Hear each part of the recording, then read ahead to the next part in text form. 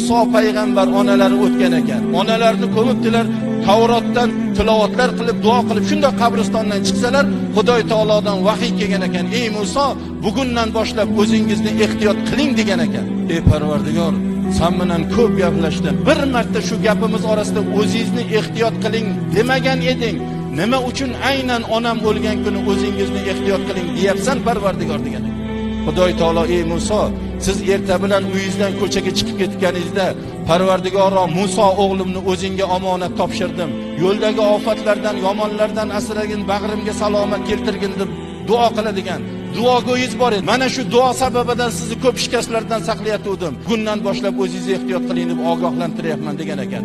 Ilohiy kitoblardan Tavrotni qo'llariga qabul qilgan zot onani duosiga muhtoj ekan. Sizni bizlar kimmiz endi payg'ambarning oldida? Yo sizni bizlar muhtoj emasmizmi ota-onaning duosiga, birodarlar?